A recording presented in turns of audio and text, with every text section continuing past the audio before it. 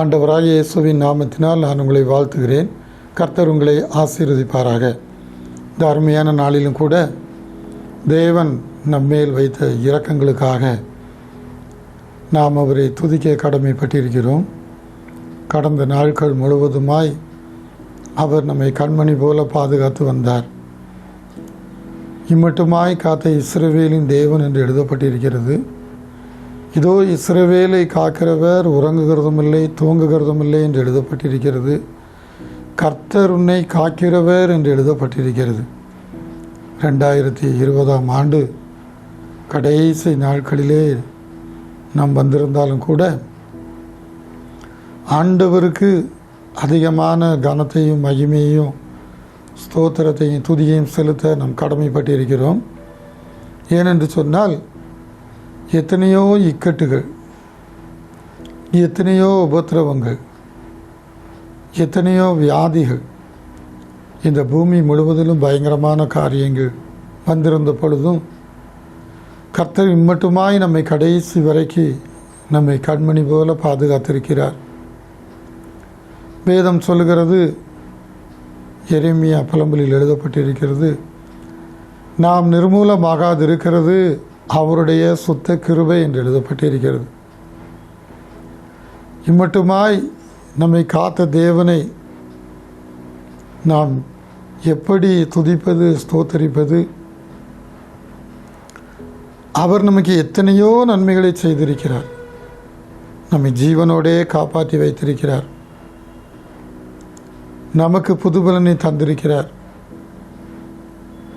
நாச மோசங்களிலிருந்து பாதுகாத்திருக்கிறார்.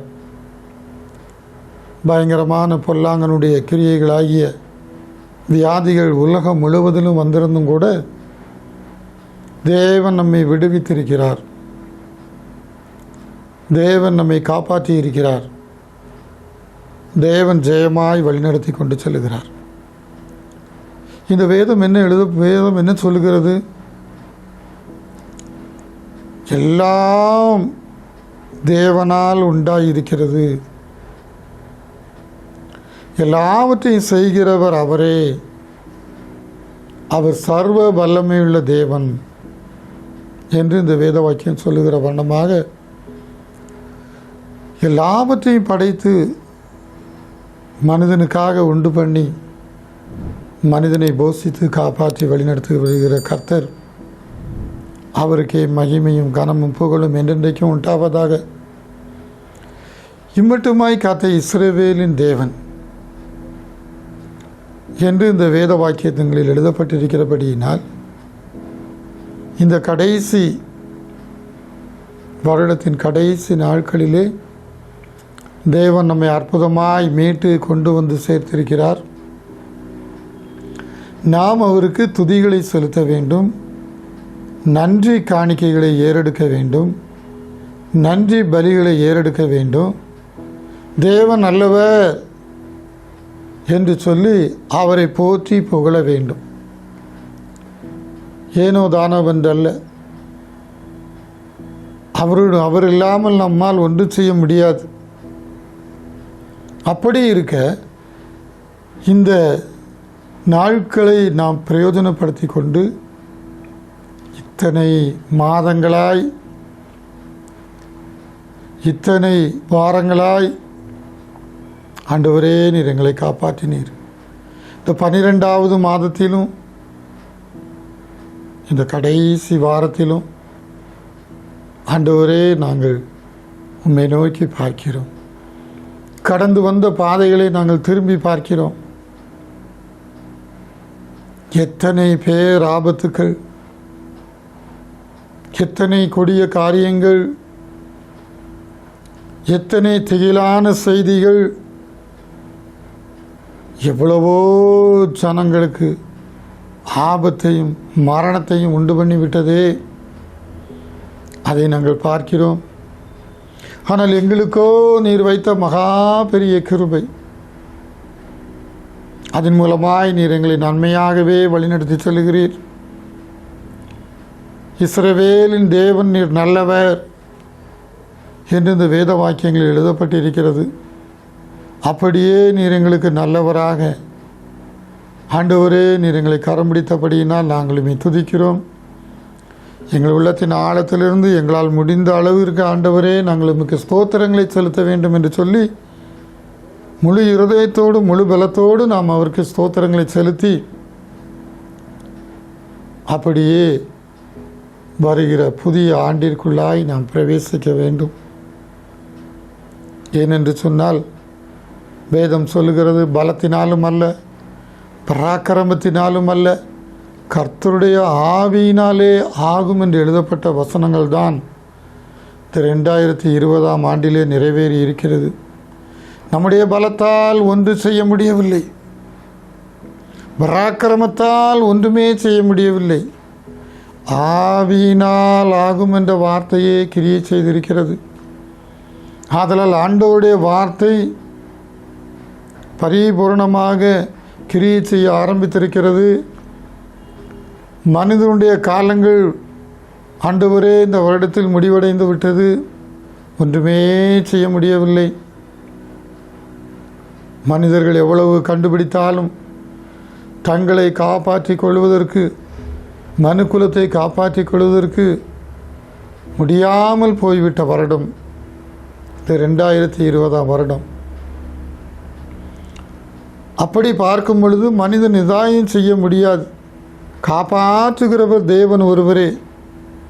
சங்கீதக்காரனாகிய தாவீது கதறுகிறார், தேவனே என்னை காப்பாற்று, தேவனே என்மேல் இரக்கமாயிரும், உம்முடைய கிருபை என்னை சூழ்ந்து கொள்ளட்டும், என்னை எல்லா தீங்கிற்கும் நீங்களாக்கி என்னை விடுவியும் என்று சொல்லி அருமையான சங்கீதக்காரன் சொன்ன வார்த்தை நிமித்தமாகவே நாமும் இந்த நாட்களிலே கூப்பிட்டோம். மனிதர்கள் உதவி செய்ய முடியாமல் போய்விட்டது. மனிதர்கள் உதவியினால் வியாதிகள் விலகுவது இல்லை,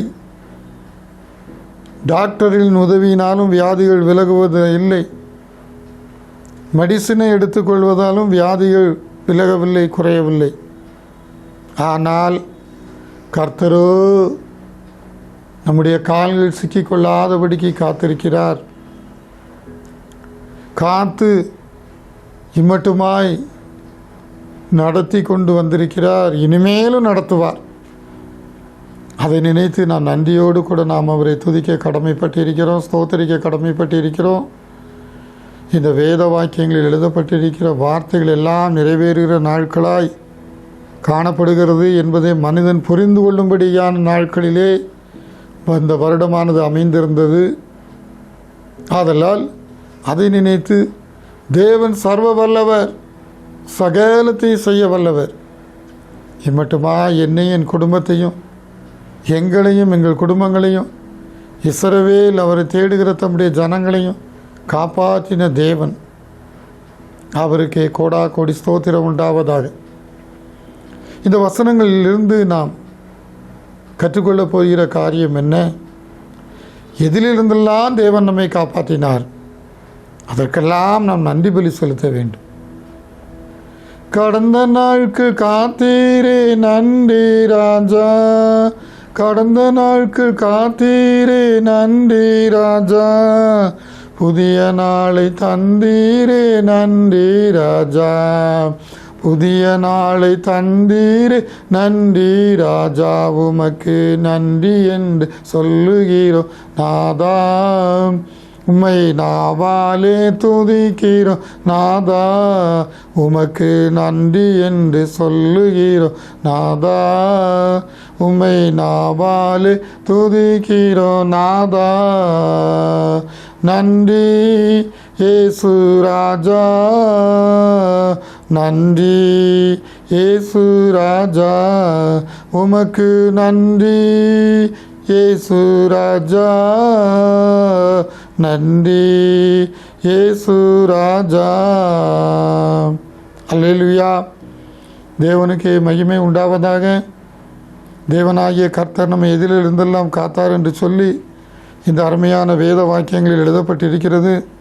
அதை குறித்து நான் உங்களோடு கூட விளக்கி கடைசியில் அதிகமாக நாம் விண்ணப்பங்களையும் ஸ்தோத்திரங்களையும் மேறெடுத்து ஆண்டவரை புகழ்ந்து பாடி அப்படியே இந்த வருடம் முழுவதும் காத்த கர்த்தருக்கு நன்றி செலுத்தி அவரிடமிருந்து நாம் ஆசீர்வாதங்களை பெற்றுக்கொள்வோம். யோபின் புஸ்தகம் 5ஆம் அதிகாரம் 19ஆம் வசனத்தை வாசிக்கிறேன். 6 இக்கட்டுகளுக்கு உம்மை நீங்களாக்குவார், 7ஆவதிலும் பொல்லாப்பு உம்மை தொடாது என்று எழுதப்பட்டிருக்கிறது.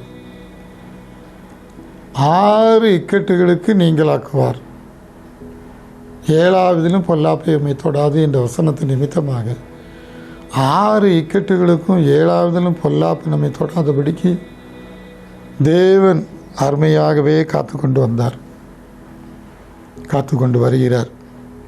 அதில் எழுதப்பட்டிருக்கிற முதல் காரியம் என்ன என்று பார்க்கும் பொழுது, பஞ்ச காலத்திலே அவர் உம்மை மரணத்துக்கும் யுத்தத்திலே பட்டயத்தின் வெட்டுக்கும் விலக்கி மீட்பார் என்று எழுதப்பட்டிருக்கிறது. பஞ்ச காலங்கள் வந்தது. எதிலெல்லாம் பஞ்சம் வந்தது? பஞ்ச காலத்தில் உம்மை மரணத்துக்கு என்று எழுதப்பட்டிருக்கிறது. மரணம் கொண்டு போகிற அளவிற்கு பஞ்சமா? இந்த 2020ஆம் வருடத்திலே பூமி முழுக்க பஞ்சம். சத்துருவானவனால் பணப்பஞ்சம், பணப்பஞ்சம், பணங்களை அப்படியே செல்லுபடி ஆகாதபடிக்கு, பணத்தினால் ஒன்று செய்ய முடியாதபடிக்கு பஞ்சங்கள், அதனால் மரணங்கள், எத்தனையோ மரணங்கள் நேரிட்டு விட்டது. எத்தனையோ காரியங்கள் நடந்து விட்டது. ஆனால் ஆண்டவர் நம்மை தப்புவித்திருக்கிறார். அவருடைய இரக்கத்து நிமித்தமாக நம்மை தப்புவித்திருக்கிறார். அதற்காக நாம் நன்றி செலுத்த கடமைப்பட்டிருக்கிறோம். மரணத்திற்கு என்று எழுதப்பட்டிருக்கிறது. பஞ்சத்தினால் மரணமா? அதை கொண்டு வந்தது யார்? மரணம் என்று சொன்னாலே மரணத்துக்கு அதிகாரியாகிய பிசாசு. அவன் பஞ்சகாலத்தை விட்டு அப்படியே மனிதர்களுக்கு மரணத்தை கொண்டு வர வேண்டும் என்று யோசித்து அநேகரை வாரிக்கொண்டாலும் தேவன் நம்மை கிருபையாய் தப்புவித்திருக்கிறதை நாம் உணர்ந்து பார்க்க வேண்டும், உணர்ந்து பார்க்க வேண்டும். அவரே நமக்கு தஞ்சமாய் அடைக்கலமாய் காணப்பட்டார். எப்படியோ நம்மை போஷித்தார். பட்டினியினால் பசியினால் எத்தனையோ ஜனங்கள் மடிந்து போனார்கள், லட்சக்கணக்கில் மடிந்து போனார்கள். கர்த்தாதி கர்த்தர் நம்மை தப்புவித்தாரே, எங்களை தப்புவித்தீரே, கொடா கோடி ஸ்தோத்திரம். எங்கள் பிள்ளைகளை தப்புவித்தீரே, கொடா கோடி ஸ்தோத்திரம். ஆண்டவரே, இதற்காக நாங்கள் துதிக்கிறோம், ஸ்தோத்தரிக்கிறோம் ஐயா. பஞ்ச காலத்தை எங்களை விட்டு நீக்கி போட்டீர்.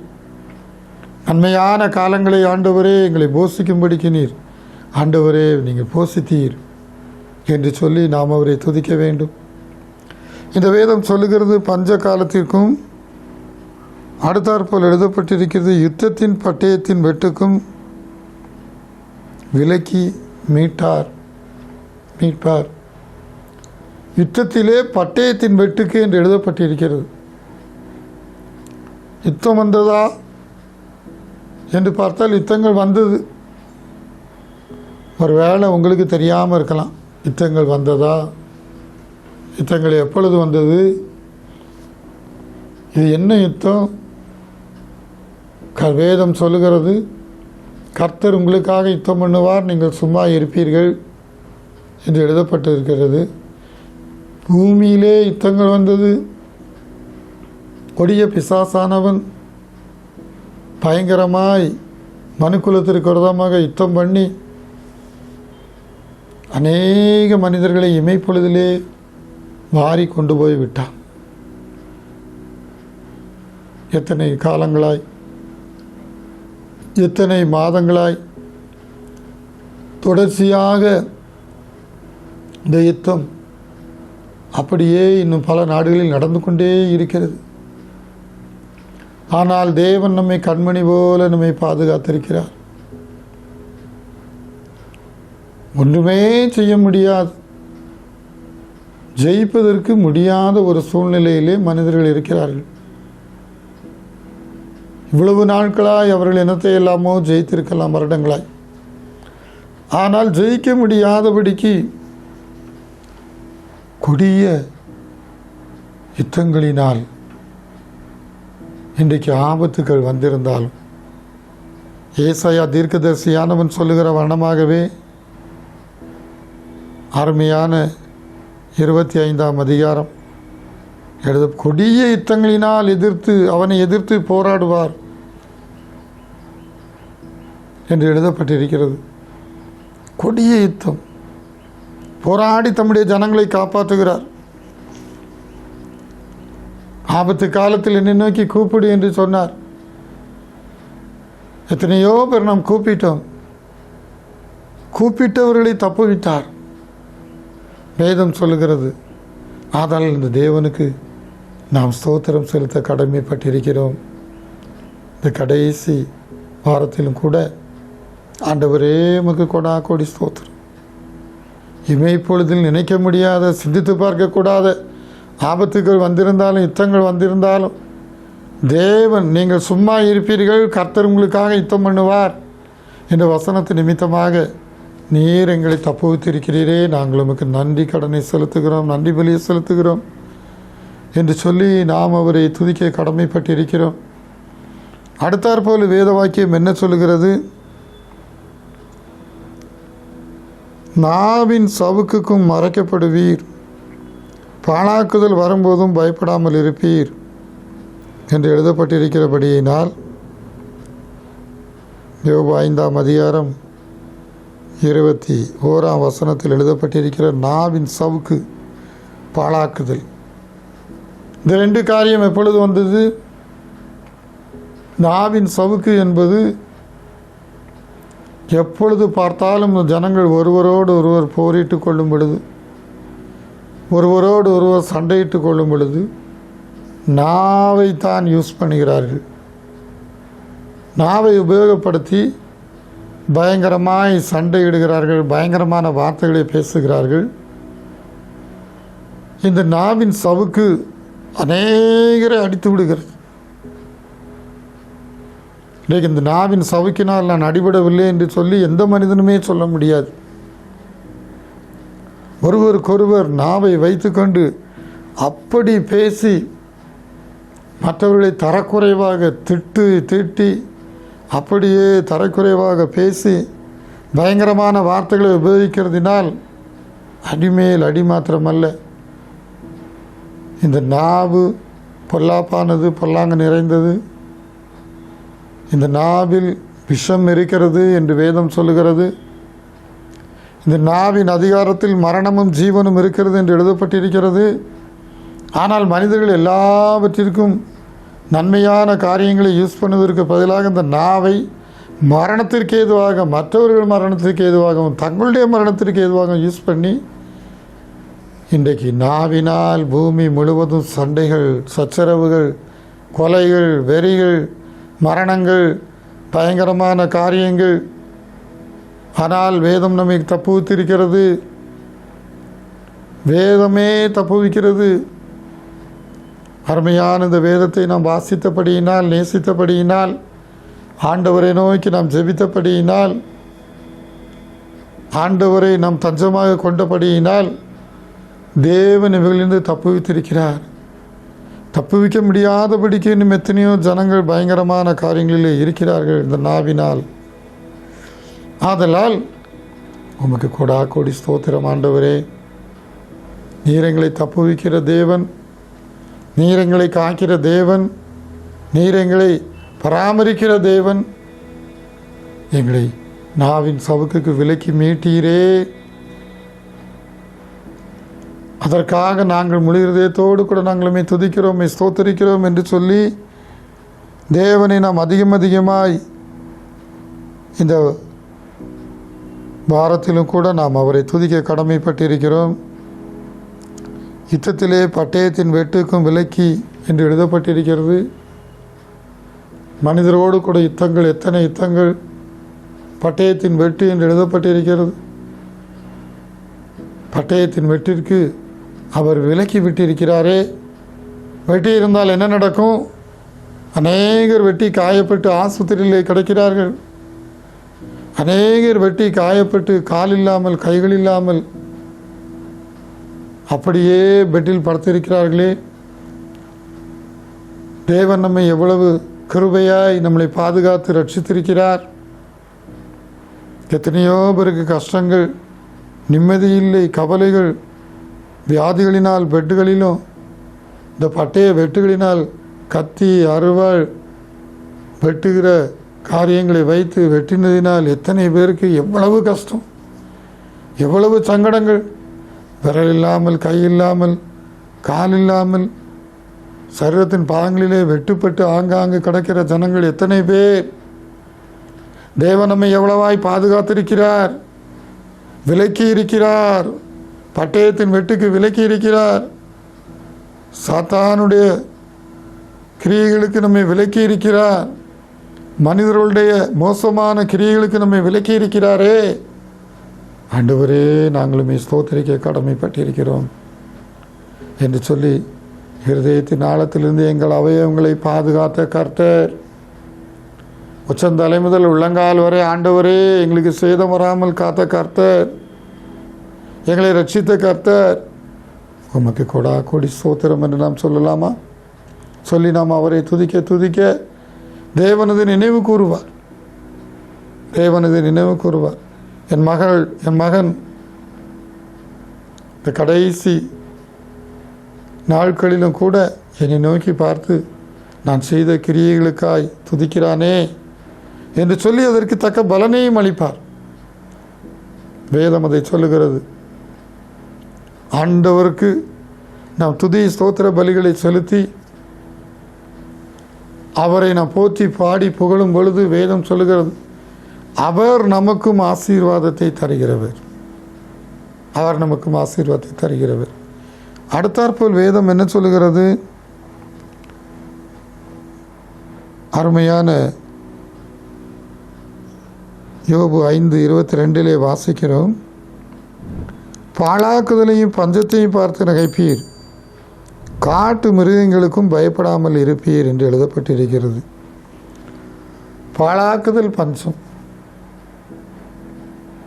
பாழாக்குகிறல் என்று சொன்னால் அவர் உன்னை வேடனுடைய கண்ணிக்கும் பாழாக்கும் கொள்ளை நோய்க்கும் தப்புவிப்பார் என்று சொல்லி சங்கீதக்காரனாகிய தாவீது சொல்லுகிறான். பாழாக்குதல் வரும் பொழுது அதிலிருந்து தப்புவிப்பார். நம்ம தேசத்திலும் உலகம் முழுவதிலும் இன்றைக்கு இந்த பாழாக்குதல் கிரியை செய்கிறது. எப்படி வருகிறது, எப்படி மனிதனை பிடிக்கிறது தெரியவில்லை. அதனை பார்த்து தடுத்து நிறுத்த முடியவில்லை. கண்களினால் பார்க்க முடியுமா? ஆனால் வருது. பாழாக்குதல், பட்டய வெட்டு என்று எழுதப்பட்டிருக்கிறது. அங்கேருந்து ஒருத்தன் அருவாளை கொண்டுட்டு ஓடி வந்தான்னு சொன்னால் நான் தப்பிச்சு ஓடிடலாம். எந்த ஒருத்தையும் ஓடி ஆரம்பினாலே எல்லாரும் சொல்லிடுறாங்க, நான் வாரேன் தப்பிச்சு ஓடிடுறேன். ஆனால் இந்த பாழாக்குதல் கண்களுக்கு தெரியாமல் ஓடி வருகிறது, உங்களுக்கு அறிவிக்காமல் ஓடி வருகிறது.